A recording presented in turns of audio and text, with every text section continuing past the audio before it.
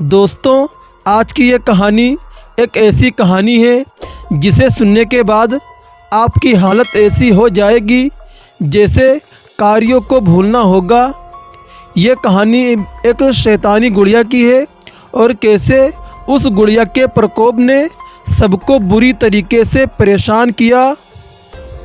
तो दोस्तों, आज मैं आपको एक ऐसी कहानी सुनाने जा रहा हूँ जिसे सुनकर आपकी रूह भी कांप जाएगी।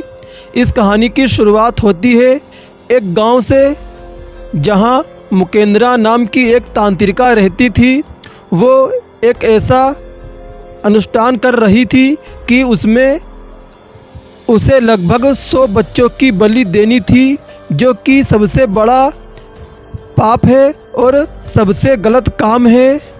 वो तांत्रिका अपने शैतान को खोज करके अमर होना चाहती थी, जबकि सच्चाई ये है कि जिसने इस ज़मीन पर जन्म लिया है उसे एक ना एक दिन तो मरना ही है। लेकिन उस तांत्रिका की चाहत कुछ ज़्यादा ही बढ़ गई थी और उसके लिए वो हर रात को एक बच्चे की बलि देना चाहती थी और कोशिश भी यही करती थी कि वो अपने मकसद में हर कदम कामयाब रहे।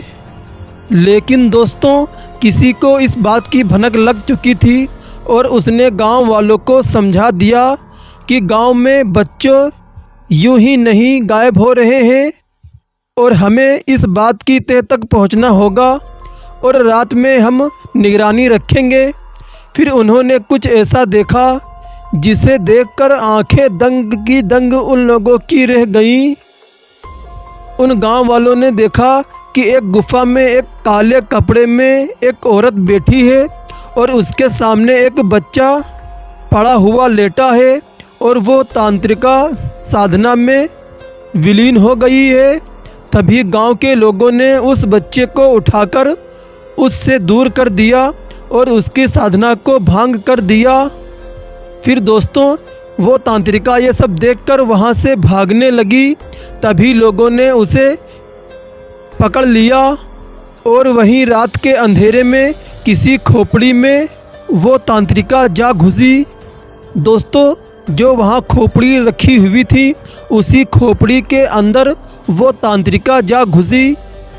फिर सभी लोगों ने पूरी की पूरी खोपड़ी को ही तेल छिड़क करके आग लगा दी, जिसमें वो तांत्रिका का जलकर मरने लगी।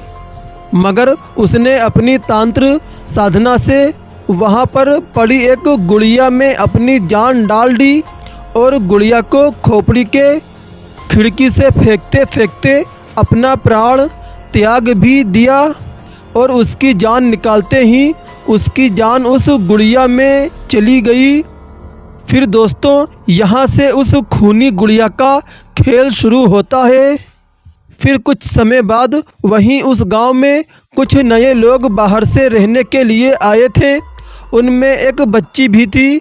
जब वो लोग अपने घर में सो रहे थे तभी उस बच्ची को कुछ आवाज़ें सुनाई देती हैं और वो बच्ची उठ जाती है और उठने के बाद वो उठकर बाहर उस जली हुई खोपड़ी के पास पहुंच जाती है।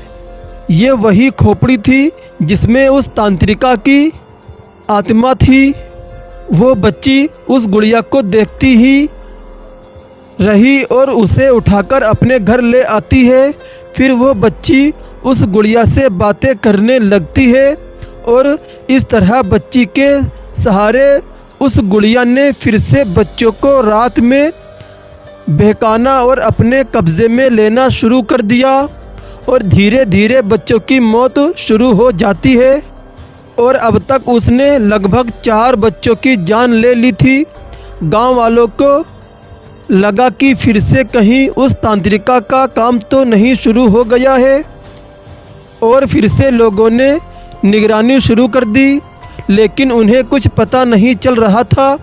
तभी उनका ध्यान उन नए नए लोगों पर गया और उन लोगों ने कहा, यार, जब से ये लोग आए हैं तब से घटनाएं शुरू हो चुकी हैं। फिर गांव वालों में से एक आदमी जिसका नाम रमन था, उसने देखा कि एक बच्ची एक गुड़िया से बातें कर रही है, लेकिन उसको उस गुड़िया की कोई बात सुनाई नहीं दे रही थी।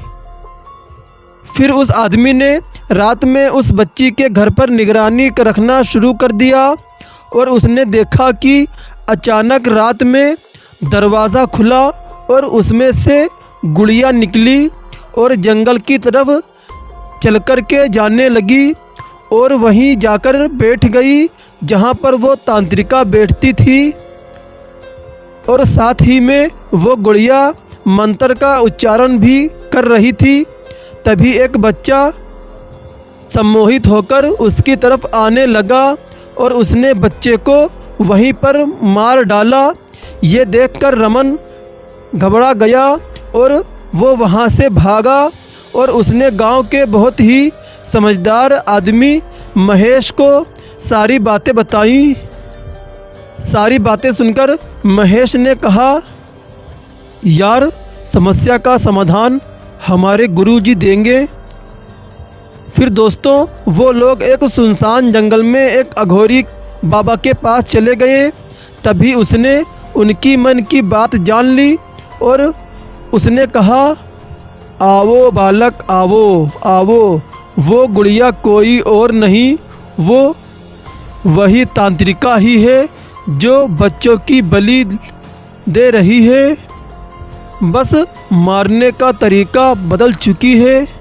एक बच्ची का सहारा वो ले रही है और यदि उस बच्ची के गले में तुम ये तावीज़ डाल दोगे तो वो उसके सम्मोहन से मुक्त हो जाएगी और तुम उस गुड़िया को काले कपड़े से ढक ले देना और उसके बाद मेरे पास उस गुड़िया को ले आना और मैं उसे मंत्र के साथ गुड़िया को जला दूंगा।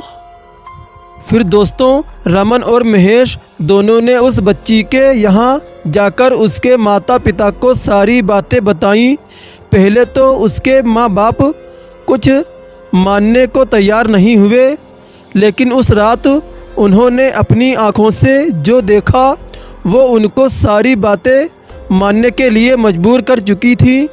और फिर अगली रात में वो बच्ची सो रही थी। तभी उस बच्ची को तावीज़ पहनाने की कोशिश की गई और उसी समय उस खूनी गुड़िया ने लोगों पर हमला करना शुरू कर दिया और अपनी शक्ति से रमन को चोट पहुंचाई। हालत तो ये हो चुकी थी कि वो रहमान को इधर उधर पटक रही थी और रमन का सर दीवार से टकरा टकरा कर फूट चुका था और वो बेहोश हो चुका था। लेकिन महेश बार बार चोट खाने के बाद भी उस बच्ची को तावीज़ पहनाने में कामयाब हो गया और जैसे ही उसने बच्ची को तावीज़ पहनाई वैसे ही वो गुड़िया ज़मीन पर गिर पड़ी और महेश ने तुरंत उस गुड़िया पर एक काला कपड़ा डाल दिया और उसे लेकर के गांव के कुछ लोगों के साथ उस अघोरी बाबा के पास भागा। फिर रास्ते में बहुत कोशिश करने के बाद भी महेश आगे नहीं बढ़ पा रहा था। तभी उसने गुड़िया गांव के ही दूसरे आदमी को दे दी, लेकिन उसके हाथ में गुड़िया लेते ही उसे न जाने क्या हुआ कि वो वहीं पर बेहोश हो गया, जैसे ही उसके अंदर जान ही ना बची हो। फिर क्या था, लोग समझ गए कि ये गुड़िया इन्हें आगे नहीं जाने देगी। लेकिन तभी वो अघोरी बाबा वहाँ से चलता हुआ उनके पास आया और पास आते ही उसने सबसे पहले अपने मंत्रों से उस गुड़िया को अपने वश में किया और उसके बाद उसे वहीं पर जला दिया। और दोस्तों जब वो गुड़िया जल रही थी तो उसमें अजीब अजीब सी आवाज़ें आ रही थी। ऐसा लग रहा था जैसे कि उस गुड़िया में किसी की जान बसी हो और उस गुड़िया से बहुत सारी आवाज़ें आ रही थी।